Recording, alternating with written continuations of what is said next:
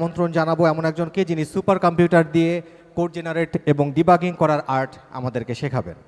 Awesome motive developer mister MD Fakhrul Islam. স্টেজে আসছেন মোহাম্মদ ফখরুল ইসলাম। জোর করতালির মধ্য দিয়ে আমরা তাকে স্বাগত জানাই আমাদের স্টেজে। ওয়ার্ড ক্যাম্প 2026 রাজশাহীর এই বর্ণাঢ্য আয়োজনে আমরা আমাদের পরবর্তী সেশনগুলো সময় মতো করার চেষ্টা করব। আপনাদের সহযোগিতা এবং পূর্ণ সমর্থনের জন্য অনেক অনেক ধন্যবাদ।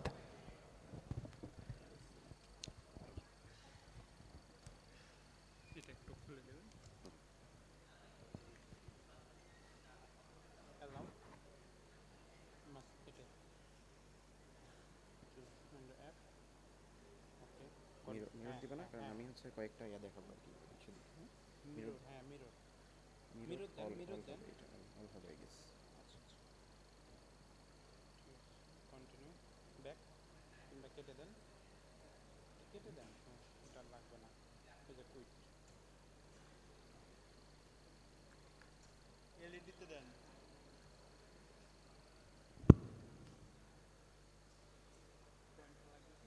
পয়েন্টার কি দিয়েছেন? দেন।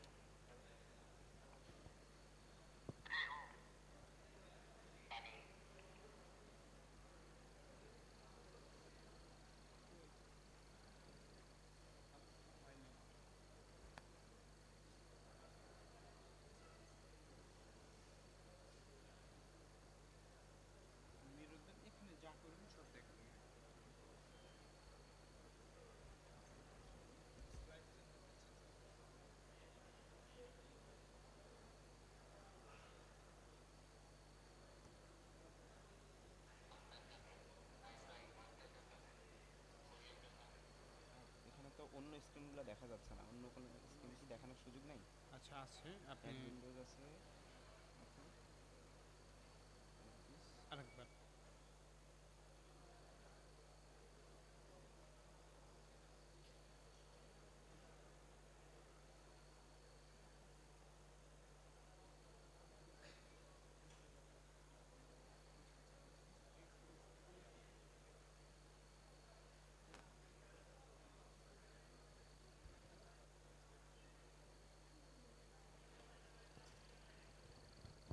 হ্যালো এভরিওয়ান, কেমন আছেন সবাই? আমার নাম মোহাম্মদ ফখরুল ইসলাম। আমি ওয়ার্ডপ্রেস ডেভেলপার হিসেবে কাজ করি অসাম মোটিভ নামের একটা কোম্পানিতে রিমোটলি। সো আমরা মূলত ওয়ার্ডপ্রেস প্লাগইন নিয়ে কাজ করি। আমি এর আগে বাংলাদেশে অলিওতে কাজ করতাম, আপনারা হয়তো অনেকে অলিওর নাম শুনেছেন। আর এখন আমি রিমোটলি কাজ করি অসাম মোটিভে। সো আমি আজকে যেই টপিকটা নিয়ে কথা বলবো মূলত, আমরা তো জানি এখন আমাদের এলএলএম মডেলগুলো এসে আমাদের যে ডে টু ডে ডেভেলপমেন্ট ওয়ার্কফ্লোতে আসলে সব কিছুতেই, এই যে একটু আগে ভাই সাপোর্টেও কীভাবে ইউজ করলেন এটাও দেখালেন। তো আমরা ডে টু ডে ডেভেলপমেন্ট ওয়ার্কফ্লোতে আমরা আসলে এলএলএম মডেলগুলো দিয়ে অ্যাজ এ ডেভেলপার কীভাবে কোড জেনারেশন করা, ডিবাগ করা, টেস্টিং করা, এগুলো আমরা কিভাবে একটা ওয়ার্কফ্লো সাজাতে পারি, এই বিষয়টা আমি শো করব। তো এখানে আমি একটু জিজ্ঞেস করি যে আপনারা এখানে এমন কেউ কি আছেন যারা কোনো এজেন্টিক ওয়ার্কফ্লো ইউজ করেন না, কোনো এলএলএম ইউজ করেন না, এমন কেউ কি আছেন? একটু হাত তুলি। আচ্ছা, তো আচ্ছা আমি তারপরে একটু ফার্স্ট থেকে রিক্যাপ করি। আই থিঙ্ক এখন সবাই ইউজ করেন, তারপর আমি ফার্স্ট থেকে যদি রিক্যাপ করি যে আসলে একটা এলএলএম আসলে কিভাবে কাজ করে। সো একটা এলএলএম আসলে তেমন কমপ্লেক্স কিছুই করে না, শুধুমাত্র তাকে যখন কোনো একটা টেক্সট দেয়া হয়, সে নেক্সট টোকেন বা টেক্সট কি হবে সেটা সে প্রবাবিলিটি দিয়ে সে গ্যাস করতে পারে যে নেক্সট টোকেনটা কি হবে। সো ওভারঅল একটা LLM model as an engine এটাই করে মূলত। বাট এইটাকে আমরা বিভিন্নভাবে কাজে লাগিয়ে, এই ক্যাপেবিলিটিটাকে কাজে লাগিয়ে আমরা অনেক ধরনের আমরা এজেন্টিক ওয়ার্কফ্লো বানাইতে পারি। সো এখানে আমরা সরাসরি কিন্তু এলএলএম মডেলকে সরাসরি আমরা আমাদের কোডিংয়ে ইউজ করি না। তো আমরা আগে যেটা করতাম, আমরা আরও 1 বছর 2 বছর আগে বা আরও 3-4 বছর আগে যখন এলএলএম ফার্স্ট আসে মার্কেটে, আমরা আস্তে আস্তে দেখতে পাচ্ছি যে আমাদেরকে কোড জেনারেট করে দিচ্ছে। আমরা আগে কি করতাম, আমাদের কাছে তখন কোনো এজেন্টিক ওয়ার্কফ্লো ছিল না।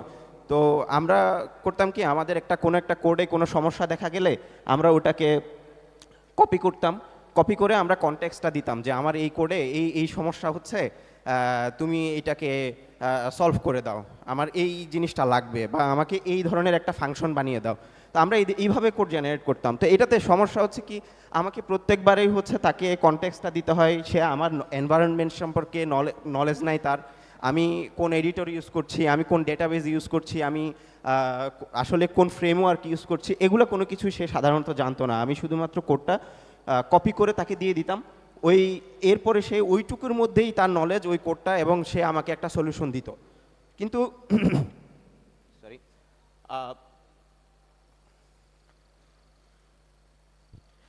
এটাই হচ্ছে সমস্যা আর কি, যেটা আমাদেরকেও কি করতে হতো, বারবার আমাদেরকে বলতে হতো যে প্রত্যেকটা সলিউশনের জন্য আমাদেরকে তাকে কনটেক্সট দিতে হতো। হ্যাঁ, সে কোনো কিছু মনে রাখতে পারতো না। তো এটা তো একটা সমস্যা, এটা এটা আমরা এই সময়টা আমরা পার করে এসেছি, এখন আর আমরা এইভাবে কাজ করি না। তো এখন যেটা আমরা করি সেটা হচ্ছে এজেন্টিক একটা ওয়ার্কফ্লো আমাদের থাকে। হ্যাঁ, তো এজেন্টিকের বিষয়টা হচ্ছে যে সে একটা এনভায়রনমেন্টে থাকবে। একটা এজেন্ট আসলে কি করে, একটা এনভায়রনমেন্টে থাকে, সেটা আমার লোকাল হতে পারে, সেটা ক্লাউডে কোনো জায়গায় হতে পারে। সো নর্মালি আমরা এজ এ ডেভেলপার, আমরা যখন ডেভেলপ করি তখন আমাদের লোকালি আমরা একটা এজেন্ট রাখি।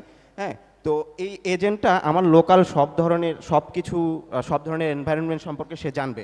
আমরা তাকে অ্যাক্সেস দিই যে আমি কোন এডিটর ইউজ করছি, আমি হচ্ছে আমার প্রজেক্টে কোন কোন ডেটাবেস আছে, আমার প্রজেক্টে কি ফ্রেমওয়ার্ক ইউজ করছি, ফ্রন্ট এন্ডে কি ইউজ করছি, ব্যাক এন্ডে কি ইউজ করছি।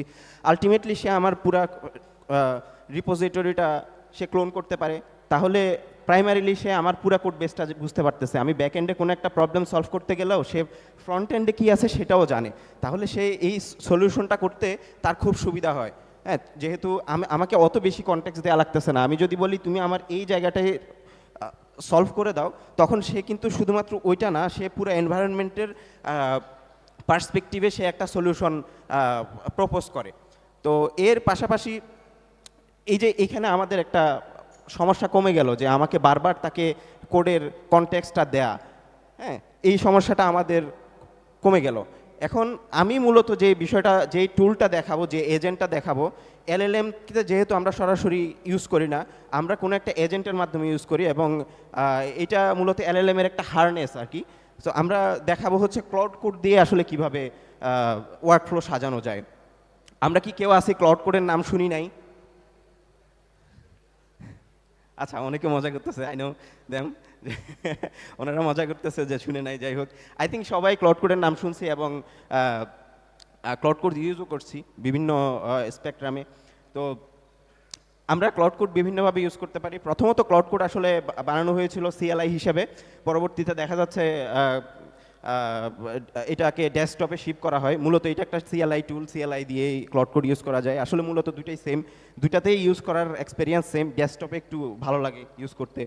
তো ক্লাউড কোড আসলে কাজ করে কিভাবে, এটা যেহেতু একটা এজেন্ট, সে তার কাছে একটা মেমোরি থাকবে, আমার প্রজেক্ট সম্পর্কে সে জানবে, আমার প্রজেক্ট কি, আমি কিছু মেমোরি তাকে দিতে পারবো, অনেকগুলো কনটেক্সট আমি আগে থেকে তাকে দিয়ে রাখতে পারবো, যে এই প্রজেক্টটা কী সম্পর্কে, এই প্রজেক্টটার কোন কোন ডিসিশন কিভাবে নিতে হবে, এগুলো আমি বিভিন্নভাবে কনটেক্সট তাকে দিয়ে রাখতে পারবো আগে থেকে। তাহলে প্রথমেই হচ্ছে একটা প্রজেক্টে আমাদেরকে দিতে হবে হচ্ছে claude.md ফাইল। claude.md ফাইলে থাকবে কি, একটা প্রজেক্ট কিভাবে কাজ করে, তার যে মেইন মেমোরিটা, যে একটা প্রজেক্টের ফাইল স্ট্রাকচার কেমন, প্রজেক্ট স্ট্রাকচার কেমন, প্রত্যেকটা বিষয় আমি claude.md ফাইলে আমি দিয়ে রাখবো। তাহলে একটা এজেন্ট যখন কাজ করবে, প্রথমেই সে চেক করবে হচ্ছে claude.md ফাইল। এখানে যে বিষয়গুলো থাকবে এগুলো হচ্ছে একটা প্রজেক্টের সবচেয়ে ক্রুশিয়াল। তবে এখানে সাজেস্ট করা হয় 250 লাইনের বেশি যাতে কন্টেন্ট না থাকে, তাহলে আসলে এটা হ্যালুসিনেট করতে পারে, এটা ভুল অ্যান্সার করতে পারে, বা সে হ্যালুসিনেট করে যেতে পারে। এরপরে আমরা এজেন্ট ডিফাইন করতে পারি ক্লাউডের মধ্যে, যে আমরা নির্দিষ্ট কাজের জন্য আমরা হচ্ছে ভিন্ন ভিন্ন এজেন্ট আমরা ডিফাইন করে দিতে পারি, যে এই কাজের জন্য তুমি এই এজেন্টটা লঞ্চ করবা। ক্লাউডে যেটা হয় যে আমরা মাল্টিপল এজেন্ট একসাথে, সাব এজেন্ট আমরা রান করতে পারি। আমরা দেখবো আরও এজেন্ট কিভাবে বানানো হয় বা এজেন্ট কিভাবে কাজ করে। এরপর স্কিলস থাকতে পারে।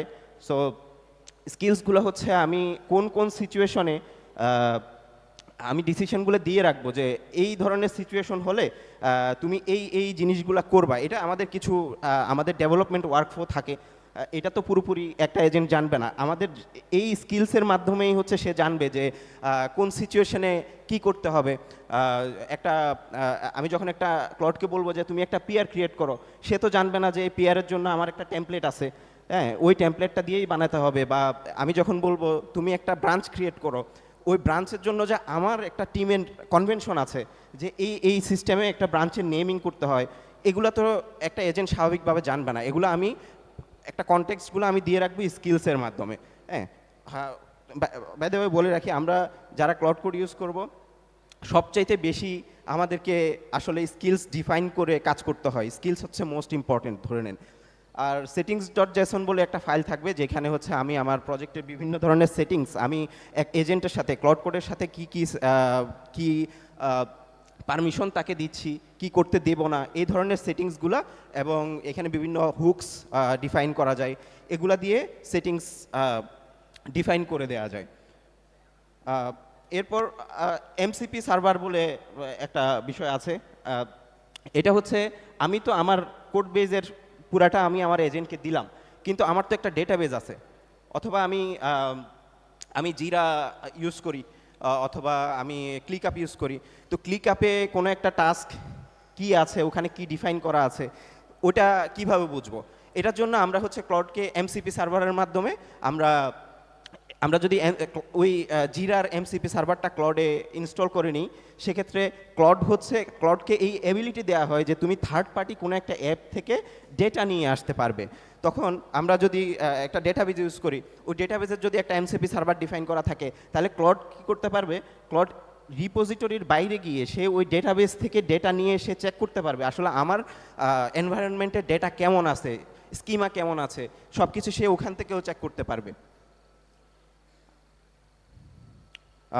আমরা ফিগমা এমসিপি ইউজ করতে পারি। আমরা যদি কখনো কোনো একটা ডিজাইন ফিগমা থেকে, আমরা সাধারণত ডিজাইন ইউআই করি, আমরা ফিগমা এমসিপি দিয়ে ফিগমা এমসিপি ইনস্টল করে আমরা যদি বলি যে তুমি ওই ডিজাইনটা জাস্ট আমার এখানে ইউআই ইমপ্লিমেন্ট করো, তাহলে ক্লড ওই এমসিপির মাধ্যমে ফিগমার সাথে কমিউনিকেট করে সব কিছু নিয়ে এসে সে সব কিছু ডিজাইন করে নিতে পারবে। আচ্ছা, তাহলে এই একটা একটা সেশন, আসলে একটা ক্লাউডে যখন আমরা একটা সেশন রান করি, সেশনটা দেখতে বা এটা কেমন হয়, এটা সাধারণত আমরা কোনো কিছু একটা ডিসকাস করি যে তুমি আমার এই কোড বেসটা দেখো, আমার এখানে এই সমস্যা আছে, বা আমার হচ্ছে ওই ইস্যুটা আমার যদি এমসিপি সার্ভারের মাধ্যমে আমি আমার জিরা কানেক্ট করে রাখি, আমি জিরার টিকেট নাম্বারটা আমি দিয়ে দিলাম যে তুমি আমার ওই ইস্যুটা দেখো, দেখে তুমি এটা এভালুয়েট করো, অ্যানালাইজ করো যে এটার সলিউশন কি হতে পারে। তখন আমরা একটা প্ল্যান বানালাম যে আমি হচ্ছে এই ভাবে সলভ করতে পারি।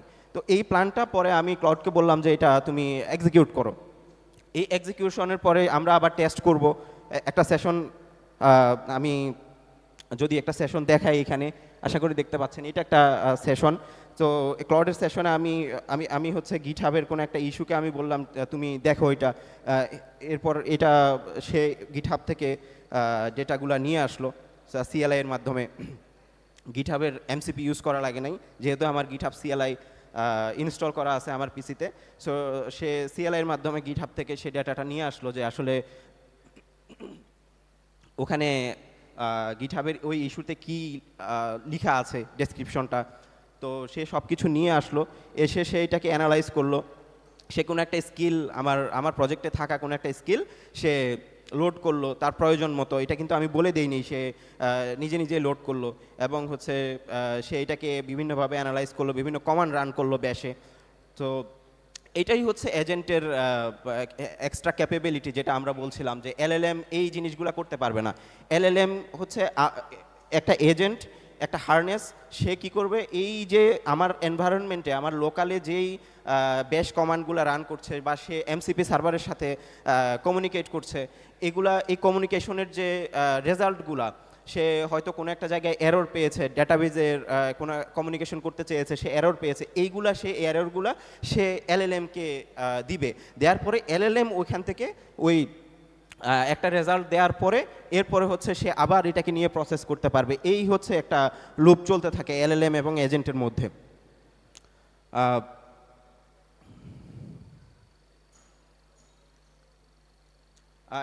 আমরা যখন কোনো একটা সেশন রান করি ক্লডে, এখানে মোস্ট ইম্পর্ট্যান্ট একটা বিষয় হচ্ছে সেশন কনটেক্সট উইন্ডো। একটা সেশনের প্রত্যেকটা সেশনের একটা কনটেক্সট উইন্ডো থাকে। এটা বিভিন্ন এলএলএম মডেলের উপর ডিপেন্ড করে এটা বিভিন্ন ধরনের কনটেক্সট উইন্ডো হতে পারে। এটা 200K কনটেক্সট উইন্ডো হতে পারে, 1 মিলিয়ন কনটেক্সট উইন্ডো আছে অপাসের।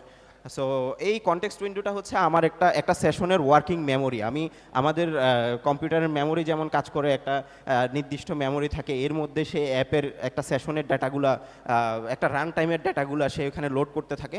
এখানে কনটেক্সট উইন্ডোটা ওই রকম। এটা একটা হচ্ছে এটা এলএলএম এর মেমোরি। এই ম্যাক্স এইটুকু টোকেন পর্যন্ত সে প্রসেস করতে পারে এই একটা সেশনের মধ্যে। সো আমাদেরকে সবসময় এই কনটেক্সট উইন্ডোর ব্যাপারে খেয়াল রাখতে হয় যে আসলে কনটেক্সট উইন্ডো ব্লোট হয়ে যাচ্ছে কিনা, অনেক বেশি কনটেক্সট উইন্ডোতে অনেক বেশি কনটেক্সট হয়ে গেল কিনা, তখন কিন্তু এলএলএম আবার হ্যালুসিনেট করবে। এরপরে আমি একটা বিষয় নিয়ে কথা বলতে চাই, সেটা হচ্ছে আমরা গিট ওয়ার্ক ট্রি নিয়ে। গিট ওয়ার্ক ট্রির বিষয়টা নতুন না, এটা হচ্ছে গিটের একটা ফিচার। ওয়ার্ক ট্রি দিয়ে আমরা হচ্ছে একই সাথে বিভিন্ন ব্রাঞ্চে বিভিন্ন ওয়ার্ক ট্রি ক্রিয়েট করে আইসোলেটেড কাজ করতে পারি। তো এক্ষেত্রে আমরা ওয়ার্ক ট্রি ক্রিয়েট করতে পারি। এটার কারণ হচ্ছে আমরা যখন এজেন্ট দিয়ে একসাথে অনেকগুলো কাজ করতে চাইবো, অনেকগুলো সেশন রান করতে চাইবো একই রিপোতে, তখন আমরা ওয়ার্ক ট্রিটা ভেরি হ্যান্ডি হয়। আমরা বিভিন্ন ওয়ার্ক ট্রি ইউজ করতে পারি। আমি যদি এখানে দেখাই আমার এডিটরে ওয়ার্ক ট্রিগুলো আসলে কেমন হয়, এই যে এরকম ওয়ার্ক ট্রি হয়। আমি যখন একটা ওয়ার্ক ট্রি ক্রিয়েট করব, ওয়ার্ক ট্রিগুলো এইভাবে কাজ করবে। একদম পুরোপুরি কোড বেসটাকে নিয়ে সে আলাদা একটা ক্লোন করে সে আলাদা একটা এনভায়রনমেন্ট ক্রিয়েট করবে ওইখানে। এটা গিটের জাস্ট একটা আলাদা ব্রাঞ্চ, একদম আলাদা কিছু না। কিন্তু এইখানে একটা কমপ্লেক্স জায়গা হচ্ছে, আমরা যখন ওয়ার্ক ট্রি ইউজ করি ওয়ার্ডপ্রেসে, সমস্যা হচ্ছে আমরা এটা টেস্ট করতে পারি না। কারণ একটা ওয়ার্ক ট্রি যখন এটা একটা আলাদা একটা ডিরেক্টরি ক্রিয়েট করে, আমরা এটা ব্রাউজারে টেস্ট করতে গেলে একটা ঝামেলায় পড়ি। তো এক্ষেত্রে আমার কলিগ একটা স্কিল বানাই, সে হচ্ছে এভাবে প্রবলেমটা সলভ করে যে একটা অ্যাক্টিভ প্লাগইনস ওয়ার্ক ট্রি বলে একটা ভ্যারিয়েবলের মধ্যে সে এই ডিরেক্টরির নামটা রাখে, এবং সে ওই স্কিলে বলে দেয় যে আমি যখন কোনো একটা সেশন থেকে বলি যে তুমি ওই ওয়ার্ক ট্রিতে সুইচ করো, তখন সে এই যে ওয়ার্ক ট্রির এই ডিরেক্টরির নামটা এইখানে চেঞ্জ করে দেয়।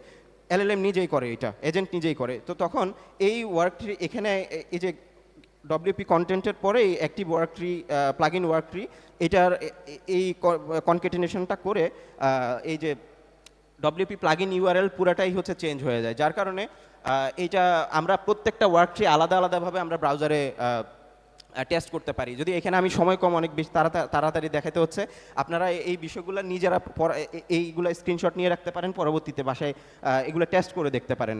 এটা হচ্ছে আমার এই যে এখানে আমরা দেখতে পাচ্ছি একটা সেশনের মধ্যে সে অটোমেটিক একটা এই স্কিলটা রান করে সে একটা ওয়ার্ক ট্রি ক্রিয়েট করেছে। ওয়ার্ক ট্রি ক্রিয়েট করে এই যে এখানে একটা ওয়ার্ক ট্রি ক্রিয়েট করেছে মেইন থেকে, এটা তার ইনস্ট্রাকশনটা দেওয়া আছে স্কিলে। এই ওয়ার্ক ট্রি ক্রিয়েট করার পরে সে ওই ওয়ার্ক ট্রিতে কাজ করেছে। তাহলে এভাবেই হচ্ছে সে একটা এমসিপি সার্ভার আছে ক্লডিন ক্রোম, ওই ক্লডিন ক্রোম দিয়ে সে ওই ওয়ার্ক ট্রিটা রান করে ক্লডিন ক্রোম দিয়ে ব্রাউজারে সে টেস্ট করতে পারে। সো তাহলে আমাদের এটা দাঁড়ালো কি, আমরা হচ্ছে ডেস্কটপে গিয়ে আমরা আমাদের ক্লাউড এমডি এবং বিভিন্ন সেশন টোটাল এনভায়রনমেন্টটা সেট আপ করবো এবং তাকে পর্যাপ্ত কনটেক্সট দিব, ক্লাউড এমডি সহ বিভিন্ন স্কিলস এবং সব কিছু রান করব। এবং আমার ওয়ার্ক ট্রির মাধ্যমে আমি একটা ক্যাপেবিলিটি পাচ্ছি যে আমি একই সাথে মাল্টিপল সেশন রান করতে পারছি। তাহলে আমাকে বসে থাকতে হচ্ছে না, একটা ইস্যু দিয়ে আমাকে বসে থাকতে হচ্ছে না, কারণ একই কোড বেজে তো আমি মাল্টিপল কাজ করতে পারবো না মাল্টিপল ব্রাঞ্চ ছাড়া। তাহলে এই ওয়ার্ক ট্রির মাধ্যমে আমি এই ক্যাপাবিলিটিটাও পাচ্ছি যে আমি একই সাথে মাল্টিপল ইস্যু একসাথেই কাজ করছি, আলাদা আলাদা আইসোলেটেড, এইটা একটার সাথে আরেকটা কোনো কনফ্লিক্ট করছে না। তাহলে এখানে আমরা একসাথে অনেকগুলা সেশন রান করার একটা ক্যাপাবিলিটি পাইলাম। এরপর আমি এখন কমিউনিটিতে একটা খুব বাজওয়ার্ড চলছে, সেটা হচ্ছে লুপ ইঞ্জিনিয়ারিং। সো এটা একটু আমি ইন্ট্রোডিউস করতে চাই। এটা আসলে খুব ফ্যান্সি একটা ওয়ার্ড, লুপ ইঞ্জিনিয়ারিং। এটার মূল কনসেপ্টটাই হচ্ছে যে আমি ক্লডকে, আমার এজেন্টকে আমি একটা গোল দিব যে তুমি এই কাজটা আমাকে করে দিতে হবে। বাই দ্য ওয়ে, এই ধরনের কাজ করার ক্ষেত্রে আসলে আগে ওয়ার্কফ্লোটা ভালোভাবে রেডি থাকতে হয়। আমার পর্যাপ্ত স্কিল দিয়ে আমাকে এজেন্টকে আগে থেকেই আমার এনভায়রনমেন্ট সম্পর্কে সব কিছু সম্পর্কে জানাতে হয়, না হলে আসলে এই ধরনের ওয়ার্কফ্লো চলবে না। আমি ক্লডে একটা কমান্ড আছে গোল বলে, এই গোল কমান্ডটা দিয়ে আমি তাকে একটা একটা টাস্ক দিব, আমি তাকে বলবো যে তুমি এই টাস্কটা না হওয়া পর্যন্ত তুমি রান করতে থাকো, তুমি আমাকে এই টাস্কটা এনে দিতেই হবে। তখন সে এটার জন্য, আমার যেহেতু এনভায়রনমেন্টে আমার বিভিন্ন স্কিল দেওয়া আছে, বিভিন্ন এজেন্ট দেওয়া আছে, সে এই সব কিছু ইউটিলাইজ করে আমার যা যা দরকার সে সব কিছু করতে থাকবে। লং একটা সেশন রান করবে যদি প্রয়োজন হয়, এবং সে ওই গোলটা রিচ করা পর্যন্ত সে ওই সেশনটা রান করবে এবং ওই গোলটা রিচ করবে। তো এইটার আমি একটা এক্সাম্পল দেখে আমি এরকম একটা জিনিস এখানে রান করেছিলাম, যে এখানে এই যে সেট গোল দিয়েছি, আমি একটা প্লাগইন বানিয়েছি এই সেশনে দেখানোর জন্য। সো সেশনটা হচ্ছে জাস্ট আমরা যখন একটা পোস্ট সেভ করব তখন অ্যাক্সেসিবিলিটি চেক করবে, সেই ইমেজের কোনো অল টেক্সট নাই বা এই ধরনের একটা অ্যাক্সেসিবিলিটি চেক করবে। তো প্রথমত ক্লড আমাকে এই ধরনের একটা ইউআই দিয়েছে। এখানে দেখতে পাচ্ছেন এটা দিয়ে ভালো করে বোঝা যাচ্ছে না যে আসলে অ্যাক্সেসিবিলিটি কী কী ইস্যু এক্স্যাক্টলি ভালো করে বোঝা যাচ্ছে না। তো আমি তাকে একটা গোল দিলাম, গোল দিয়ে আমি তাকে বললাম যে তুমি আমাকে কিছু স্পেসিফিক গোল দিয়ে দিলাম, আমার ইউআই এমন হবে, আমার এবং এই ক্যাপাবিলিটি থাকতে হবে, এই ফিচারটা আমাকে থাকতে হবে। সো আমার সময় অলমোস্ট শেষ, তারপর আমি এটা একটু শেষ করে দিতে চাই। সো আমাকে সে এই গোলটা রান করার পরে পরবর্তীতে আমাকে সে এরকম একটা ইউআই দিল। এখানে আমি যেভাবে চেয়েছি একটা র্যাডিশ ইউআই হবে, এবং আমি এখানে যা যা সমস্যা আমার এখানে পেয়েছে সে এখানে একটা লিঙ্ক দিয়ে দিয়েছে। আমি যখন এখানে ক্লিক করব ফিক্সে, সে ওই যেই ব্লকটার সমস্যা ওই ব্লকটাতে সে ফোকাস করে নিবে, ওই ব্লকটা সিলেক্ট করে নিবে। সো এটাই হচ্ছে লুপ ইঞ্জিনিয়ারিংয়ের মাধ্যমে পাওয়া আর কি। এটা অনেক হেভি একটা ওয়ার্ড লুপ ইঞ্জিনিয়ারিং, বাট এটা হচ্ছে জাস্ট একটা গোল দিয়ে এজেন্টকে একটা কাজের মধ্যে ব্যস্ত করে দেয়, এবং সে ওই কাজটা শেষ করা পর্যন্ত সে হচ্ছে কাজটা চলতে থাকবে। সো এই হচ্ছে মূল টোটাল বিষয়। সো আমি কয়েকটা টিপস দিতে চাই এর মধ্যে। আমরা যারা এই ধরনের সেশন ইউজ করব, ওয়ার্কফ্লো ইউজ করব, সেক্ষেত্রে আমরা বিভিন্ন ধরনের, আমরা বলেছি যে এই যে কনটেক্সট উইন্ডো নিয়ে আমরা সমস্যায় পড়তে পারি। আপনারা কেভম্যান নামের একটা টুল আছে যেটা দিয়ে আপনারা টোকেন কস্ট কমাতে পারবেন। এরপর হচ্ছে আরেকটা বিষয় হচ্ছে অলওয়েজ একটা সেশনে অনেক বেশি কাজ করবেন না। একটা কাজকে একটা সেশনে কাজ করার পরে এরপরে অবশ্যই আর কিছুক্ষণ কাজ করার পরে নতুন আরেকটা সেশন চালু করবেন, যাতে হচ্ছে ফ্রেশ একটা কনটেক্সট উইন্ডো আবার চালু হয়। না হলে কনটেক্সট উইন্ডো যত বেশি বেড়ে যাবে, এজেন্ট হ্যালুসিনেট করা শুরু করবে, সে ঠিকঠাক উত্তর দিবে না। এরপর give it A lab. So এই ল্যাবের বিষয়টা আমি অলরেডি এক্সপ্লেন করেছি। আসলে আমাকে পুরোপুরি একটা ওয়ার্কফ্লো প্রথমে সাজাতে হবে। আমি বিভিন্ন ধরনের স্কিল দিয়ে আমি কি করতে চাই না চাই, এটা টোটালি একটা ল্যাব ক্রিয়েট করতে হবে আমার ওয়ার্কফ্লোকে। তাহলে সেই এজেন্ট হচ্ছে আমার এই যে টোটাল যা যা তার দরকার হয়, যখন যে এমসিপি কানেক্ট করার দরকার হয় সে ওটা কানেক্ট করে সে কাজ করে নিতে পারবে। আমি যদি একটা ল্যাব দিতে পারি তাহলে সে এক্সিলেন্টলি একটা প্রবলেমকে সলভ করতে পারবে সে নিজেই, যেহেতু সে পাচ্ছে সব কিছু তার হাতের কাছে। হ্যাঁ, তো এরপর হচ্ছে সব কিছু করার পরেও অলওয়েজ একজন হিউম্যান অবশ্যই এটা রিভিউ করা উচিত। সব কিছুই একদম এর উপর ছেড়ে দেওয়া উচিত না। একদম সব কিছুর পরেও এই লুপের মধ্যে একজন হিউম্যানকে অবশ্যই থাকা উচিত। তাহলে আমাদের এরর রেটগুলা কমবে। না হলে দেখা যাচ্ছে এলএলএম আসলে বাই ডেফিনিশন এলএলএম আসলে একদম পারফেক্ট কাজ করার জন্য না। এলএলএম এর হ্যালুসিনেশন এটা একটা নর্মাল বিষয়। বাই ডেফিনিশন এলএলএম হ্যালুসিনেট করবে, এটাই হচ্ছে এলএলএম এর ধর্ম আর কি। So thank you very much ladies and gentleman, that's it from my side today. আমার কাছে সময় নাই অবশ্য, তারপরেও কুইকলি যদি কোনো কোশ্চেন থাকে কুইকলি করে নিতে পারবেন। আমি কি নিতে পারি একটা কোশ্চেন? Thank you. একজন হাত তুলেছে।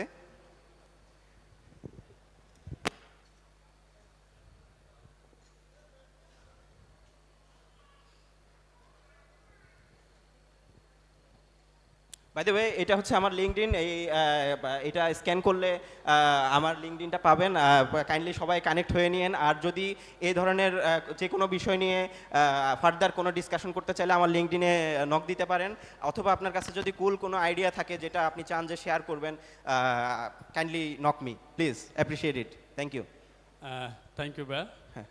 আমরা আসলে ডেভেলপার একটু অলস, সো আপনি কি সাজেস্ট করেন যে একটা বড় ফিচারকে আমরা R&D করে রিসার্চ করে দেন হচ্ছে গিয়া এইটা ফুললি এআই দিয়ে করাটা, আর একটা হচ্ছে গিয়া বড় ফিচার যখন করব তখন আমাদের আসলে R&Dর প্রসেসটা একটু লং হয়, অনেক সময় দেখা যাচ্ছে একদিনও হয় না বা এটা কয়েকটা ইয়াতে করতে হয়, তখন আসলে প্রিভিয়াস কনটেক্সটগুলো আর কি, লাইক আমি একটা ফিচার নিয়ে R&D করতেছি, এটা 1 সপ্তাহ হয়ে গেল আর কি, তো অনেক সময় দেখা যাচ্ছে যে প্রিভিয়াস কনটেক্সট অনেক কিছু ভুলে যাওয়া হয় আর কি। তো এই জিনিসগুলো কিভাবে রিকেপ করা যায়, আর আপনি কি সাজেস্ট করেন কি না যে একটা বড় ফিচারকে টোটালে এআই দিয়ে মানে এআইয়ের উপর ডিপেন্ড করে আসলে এটাকে শেষ করা এটা বা উঠানো আর কি? আচ্ছা, থ্যাংক ইউ। আসলে এই বিষয়গুলা ডিসকাশনের অনেক বিষয় আছে। প্রথম কথা হচ্ছে না, একটা বড় ফিচার এআইকে দিয়ে দিলে প্রথমে এই কনটেক্সটের একটা ঝামেলা পড়বে, কনটেক্সট উইন্ডোর মধ্যে সে কাজটা করতে পারবে না। আমরা অলওয়েজ চেষ্টা করবো যে এগুলাকে ভেঙে ভেঙে, আমরা নর্মালি যেটা করি যে আপনি যে কনটেক্সট হারিয়ে যাওয়ার কথা বললেন, এটা সাধারণত হারিয়ে যাবে না যদি আপনি কোনো একটা আপনি পিআরডি ফাইল মেনটেন করেন। যখন আপনি প্ল্যান করছেন ওই প্ল্যান ফাইলটা থাকবে, বা আপনার একটা পিআরডি ফাইল থাকবে, অথবা একটা আপনি স্পেক ড্রিভেন ডেভেলপমেন্ট করতে পারেন, একটা স্পেক লিখা হয়ে যাবে। আপনি বারবার আপনি যত স্টেপ বাই স্টেপ যে রিসার্চটা করছেন ওটা আপনি একটা মেমোরিতে, আপনি একটা ফাইলে, এমএমডি ফাইলে জমা রাখবেন। এবং আরেকটা বিষয় হচ্ছে ক্লাউডের একটা নিজস্ব মেমোরি আছে প্রত্যেকটা প্রজেক্টের জন্য, সে ওই মেমোরিতেও অনেক কিছু রাইট করে রাখে, যেটা আমরা অনেক সময় জানি না। পরে দেখা যাচ্ছে একটা মোমেন্ট, ওয়াও ক্লাউড এটা কীভাবে জানলো। কারণ ক্লাউড হচ্ছে রিসেন্টলি এটা ইন্ট্রোডিউস করেছে যে ক্লাউড নিজের মেমোরি আছে, সো ওই মেমোরিতে সে অনেক কিছু লিখে রাখে যেটা সে ইম্পর্টেন্ট মনে করে। অথবা আমরাও স্পেসিফিকলি বলে দিতে পারি যে এটা এইভাবে, please save it into your memory.